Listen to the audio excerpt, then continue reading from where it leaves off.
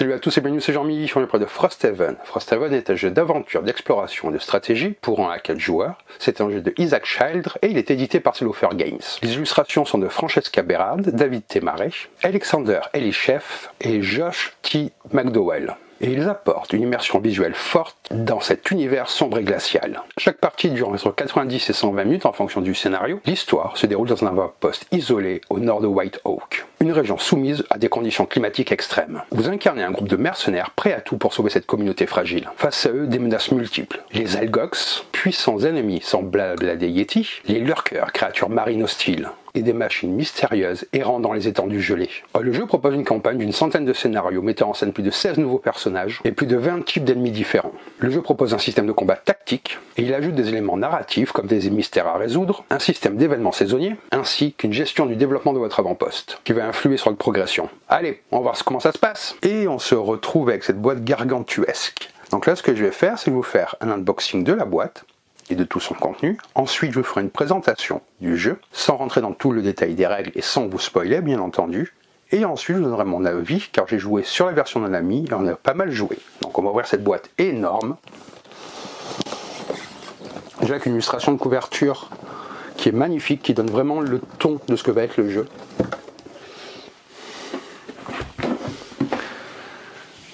Donc là, ça va être des inserts, ce qui est vraiment pratique. Comment tout ranger.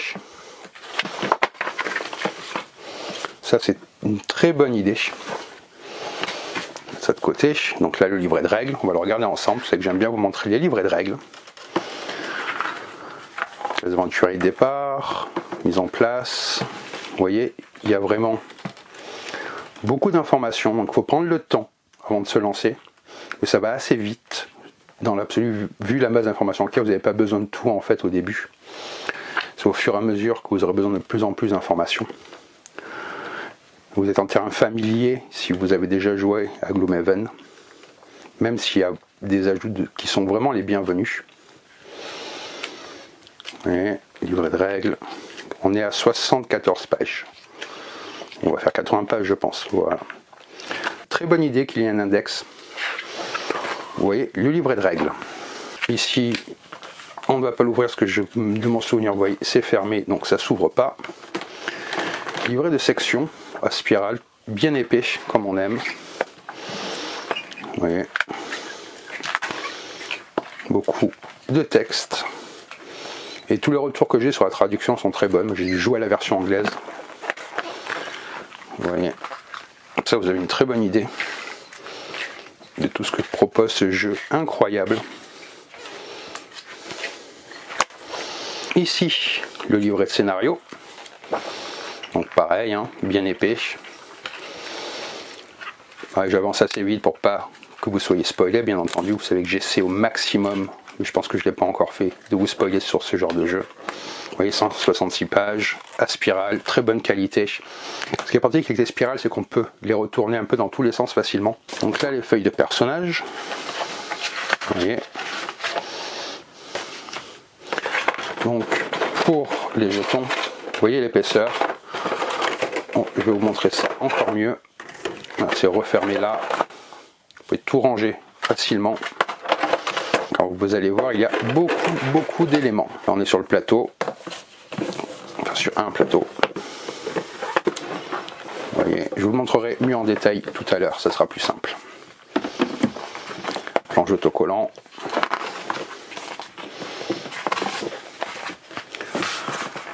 Il existe des autocollants que vous pouvez mettre et enlever après si vous désirez refaire la campagne. Et ces planches-là, encore des autocollants. Oui, ça c'est visible. Ici, 1 sur 5, regardez. Très bonne légende, bon format. Et vraiment, on sent que le papier est de qualité, ce qui est important bien entendu. Tous les prendre.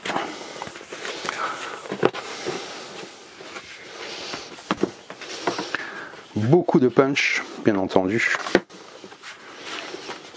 Vous avez du temps pour ranger, faut bien préparer sa première session, on va dire, un peu comme une session 0 dans un jeu de rôle, j'ai envie de dire. là, oui, on va faire le tour au fur et à mesure. Ça, vous avez vraiment une idée de tout le contenu que propose ce jeu. Je conçois que ça soit un investissement, mais vraiment vous en avez pour des heures de jeu, une expérience assez mémorable. Vous allez vous en souvenir longtemps. Le plus dur, je pense, pour ce genre de jeu est de continuer à jouer. C'est pas de commencer ou d'apprendre les règles, c'est vraiment sur la durée qu'il faut s'y tenir. Ça vous récompensera vraiment si vous prenez le temps et l'investissement que cela demande. J'en suis conscient aussi. Mais vraiment, c'est une expérience de jeu assez unique. C'est un des rares jeux qui propose cela, je pense. Au moins, vous vous rendez compte de tout ce que propose la boîte. C'est pas juste un prix qui est cher, c'est vraiment rapporté au nombre de sessions. C'est assez incroyable. Et tout est de très bonne qualité. De toute façon, c'est un jeu qui est connu et reconnu. Et les différents monstres. Je trouve que le fait d'avoir des standees, moi j'aime beaucoup les standees. Standees acryliques, je trouve que ça prend moins de place que les figurines, surtout que moi je ne peins pas. Vous voyez, vous avez de la variété, vous avez beaucoup de matériel, beaucoup de cartons. Donc là, tout ça, je ne vais pas les ouvrir. Je ne vais pas vous les montrer, ça, pour l'instant. Vous avez ici donc des sachets pour tout ranger. Les socles pour les standees. Vous voyez, ça, ce sont les personnages, comme ça, vous avez un peu la découverte. Alors, juste comme ça, c'est pour ceux qui veulent découvrir, vous n'avez pas tout. Bon, les cartes. J'ai pas trop fait attention, vous avez tout le matériel du personnage que vous choisissez avec sa classe, qui est à l'intérieur. Donc vous voyez, vous en avez vraiment un nombre assez conséquent à sa place. Donc là, plusieurs paquets de cartes. Je ne vais pas tous vous les ouvrir en fait, mais c'est vraiment pour vous donner un aperçu de tout le matériel. En fait, si je vous montre tout, vous aurez moins de surprises, et je trouve que dans ce genre de jeu, c'est agréable la découverte, mais quand tout vous sortir, que vous ayez une idée. Vous voyez, là, il y a tout ça comme carte. On va les remettre. Encore là, plein de paquets de cartes, vous voyez, c'est vraiment fourni. Là encore, encore, ouais, vous avez encore tout ça. Tout rentre très bien, hein.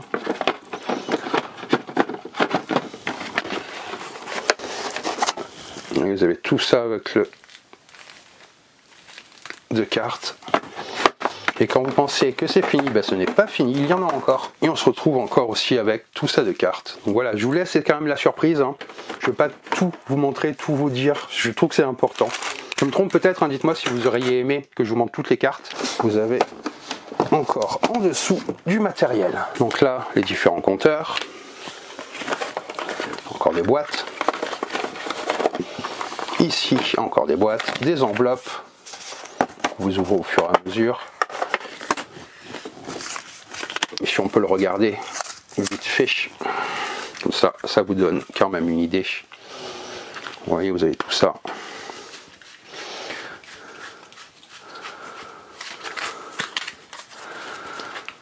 Les créatures, les monstres, ce genre de choses.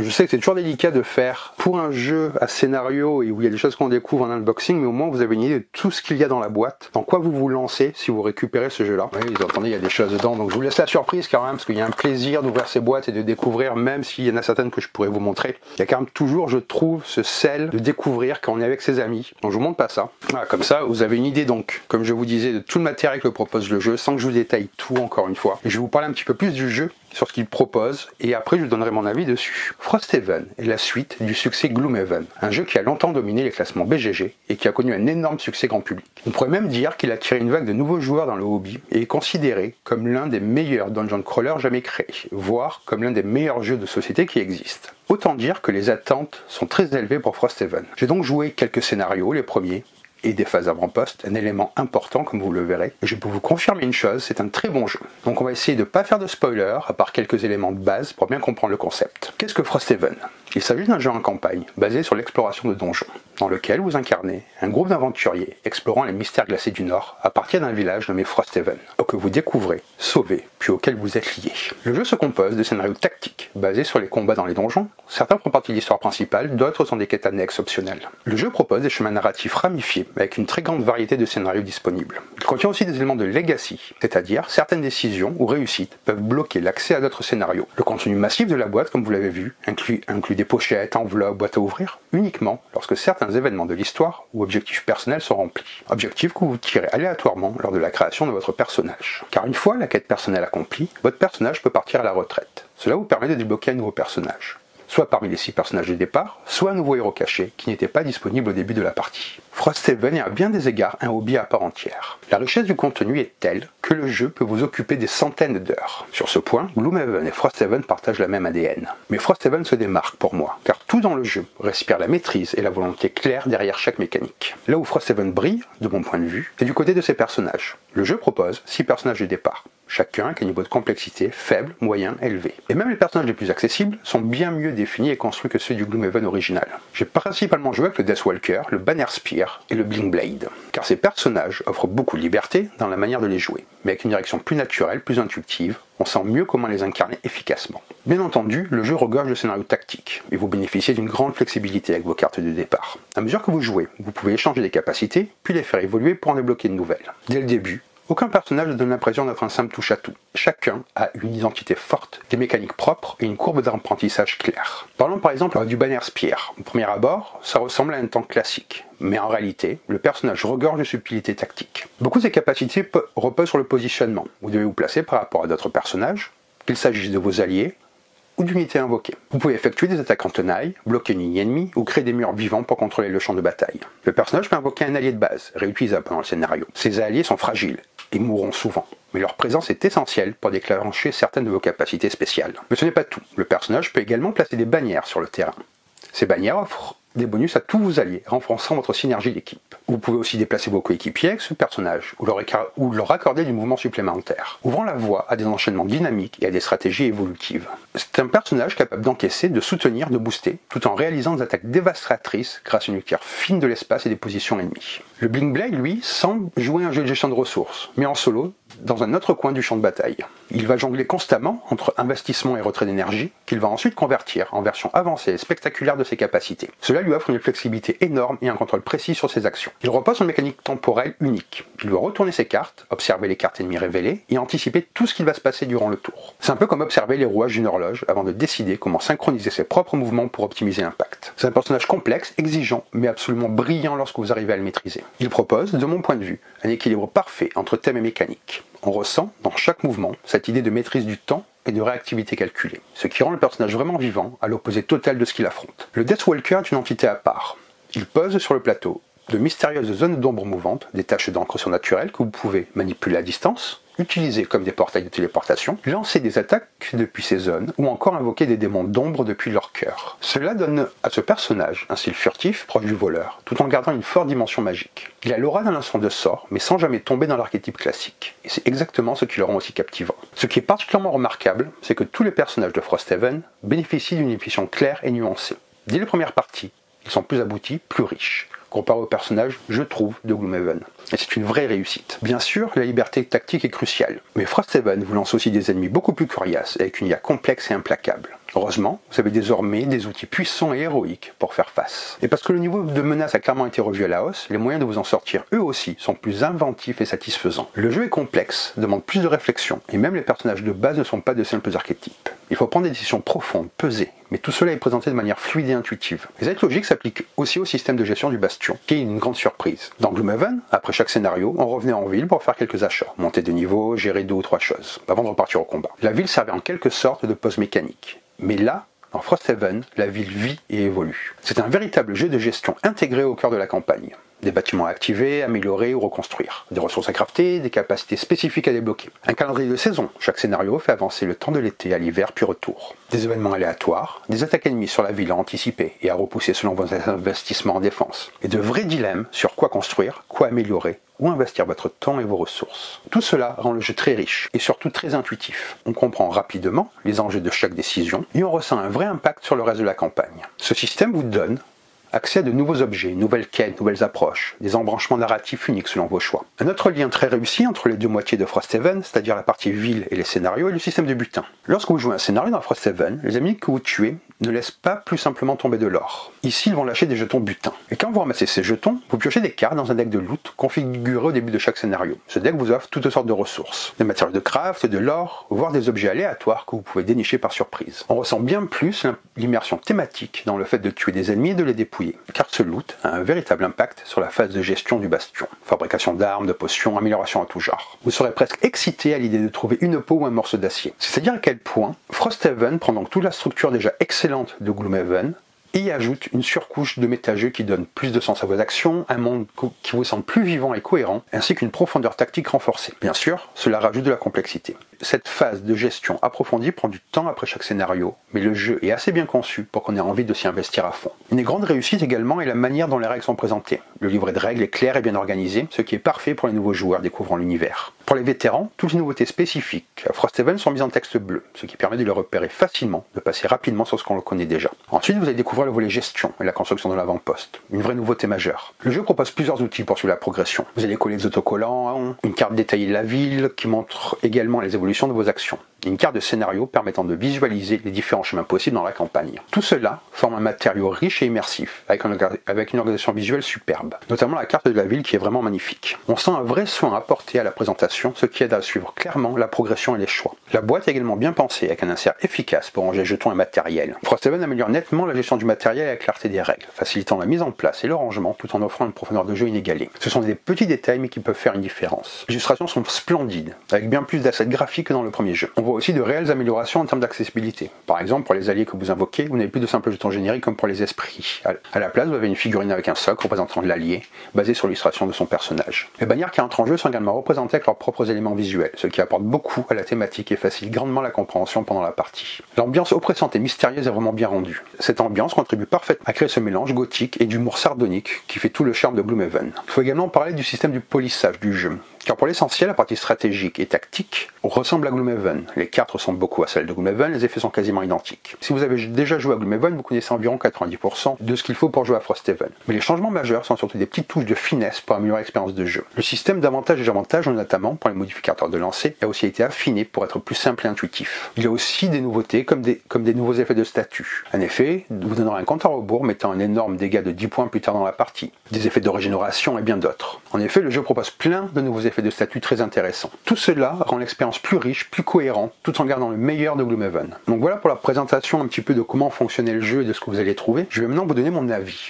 Depuis sa sortie, Gloomhaven a marqué un tournant dans le monde des jeux de société. Un véritable phénomène, il a repoussé les limites du genre en proposant une expérience narrative dense, une mécanique profonde et une immersion quasi cinématographique. Mais le temps passe, les attentes grandissent. Et c'est dans ce contexte que Frosthaven arrive. Non pas comme une simple extension, mais comme une œuvre indépendante, conçue pour repousser encore plus loin les frontières de ce jeu. Frosthaven est le fruit d'une ambition démesurée, offrir un monde nouveau, plus sombre, plus froid, où la survie et la gestion tactique s'entrelacent à un récit riche et profond. Ce qui frappe d'emblée dans Frosthaven, c'est l'univers. Ici, la nature est hostile, presque antagoniste. Le froid mordant, omniprésent, façonne chaque aspect du jeu. Les terres gelées ne sont pas seulement un décor, elles sont un adversaire à part entière, imposant contraintes et dangers. Le cadre narratif est superbement travaillé. Les saisons ne suivent pas un cycle ordinaire, les lunes erratiques perturbent le temps, et le chaos cosmique influence la vie elle-même. Chaque pas dans ce monde vous rappelle que vous n'êtes qu'un intrus, un voyageur temporaire, dans une contrée qui vous teste à chaque instant. L'écriture mêle avec virtuosité un gothique presque tragique à une touche d'humour noir sardonique. Rampelant par moments le ton unique de Gloomhaven, mais en le teintant d'une ambiance plus oppressante, plus mélancolique. Au cœur de Frosthaven se retrouve une mécanique d'une grande richesse, qui fusionne 3 dimensions essentielles.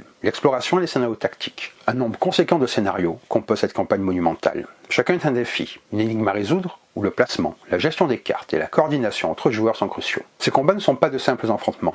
Ils sont la manifestation physique des choix que vous faites, des alliances que vous nouez, et des risques que vous prenez. Frosthaven intègre une gestion poussée de votre campement. Il ne s'agit plus seulement d'explorer et combattre, mais aussi de construire, d'améliorer et de défendre une communauté fragile. Vous devez récolter des ressources, fabriquer des équipements, recruter et améliorer vos troupes, le tout en gardant à l'esprit que l'hiver est une menace constante. Le jeu intègre une dimension narrative évolutive unique, où les scénarios ou les décisions influent sur le déroulement de la campagne. Boîtes, enveloppes, pions et autres composants scellés s'ouvrent uniquement lorsque vous atteignez certaines étapes, renforçant l'immersion et la sensation de vivre une histoire qui vous dépasse. Cette triade mécanique offre un équilibre parfait entre stratégie, narration et progression, pour une rejouabilité exceptionnelle. Le contenu est colossal. Le jeu propose non seulement une quantité impressionnante de scénarios, mais aussi une richesse de classes jouables, chacune avec un gameplay distinct, des compétences à maîtriser et une histoire propre. Les composants matériels sont à la hauteur de l'ambition. Les illustrations et les graphismes sont d'une qualité exceptionnelle. Les illustrations racontent autant que les règles. Chaque syndice d'alliés, chaque pièce, chaque élément de décor a été travaillé pour immerger les joueurs dans ce monde froid et brutal. Frosthaven utilise également des standees qui donnent vie à vos alliés invoqués. Ces éléments thématiques renforcent la connexion émotionnelle au jeu. Malgré la complexité du jeu,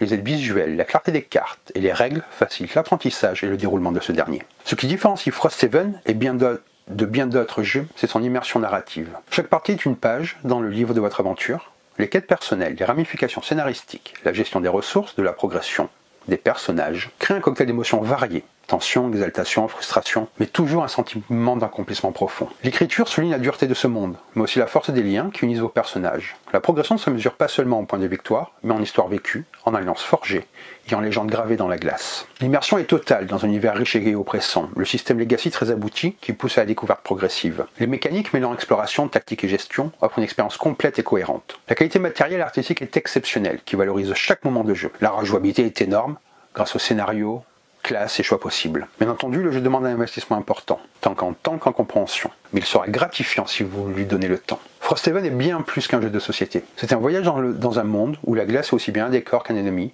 où chaque combat est un balai stratégique et chaque décision un pas vers l'inconnu. C'est une expérience qui combine la profondeur d'un genre crawler classique avec la richesse d'une campagne narrative évolutive et la tension d'une gestion de colonies en milieu hostile. Pour les amoureux de jeux de stratégie, de rôle, des univers sombres et immersifs, Frosthaven est un incontournable. Je vous invite à écrire votre propre légende dans la neige, à bâtir, à combattre. Survivre et triompher dans un monde où le froid n'est jamais loin, et où le destin se forge au fil des batailles et des choix. Alors préparez vos cartes, affûtez vos armes, et surtout gardez la flamme de l'espoir, brûlante dans la nuit glaciale de Frosthaven. Donc voilà pour cette vidéo de présentation, avis, unboxing un petit peu express. C'est vraiment un jeu qui est incroyable, vous ne serez pas déçus. Si vous investissez dedans, vraiment, il vous le rendra, mais puissance 1000. Moi je me suis vraiment éclaté là, la campagne qu'on est en train de faire. Je pense que je vais en commencer une autre de mon côté tout seul, avec plusieurs personnages. J'essaierai, si la vidéo vous plaît, vous avez envie d'en découvrir plus, dites-le moi en commentaire, comme ça je pourrais vous faire une vidéo où je vous montre plus les règles, où je commence peut-être même à jouer, ça pourrait être intéressant je pense. Donc si c'est le genre de vidéo qui vous intéresse, dites-le moi. Si la vidéo vous a plu, en tout cas, n'hésitez pas à laisser un commentaire et à vous abonner à la chaîne. Vous trouverez également sur la page principale de YouTube mes réseaux sociaux. Donc il y a Facebook, Insta et TikTok où je fais un autre contenu un petit peu plus court. Je parle également de jeux de société, mais aussi de comics et de mangas si ça vous intéresse. Donc n'hésitez pas à venir voir et me faire un petit coucou, ça fait toujours plaisir. Je vous le redis encore une fois, penchez-vous sur ce jeu si c'est votre type de jeu, hein, parce que bien entendu c'est pas pour tout le monde, il n'y a pas tout le monde qui apprécie ce genre de jeu. Mais si vraiment vous aimez des jeux en campagne qui vous offrent une expérience unique, avec un matériel riche, des illustrations de très haute qualité, avec un univers qui lui est propre, je peux que vous inviter à vous pencher sur Frosthaven. On en parlera encore je pense pendant plusieurs années, c'est un peu un maître étalon pour moi on va dire. Donc voilà pour cette vidéo, sur ce je vous dis bonne partie et bon jeu.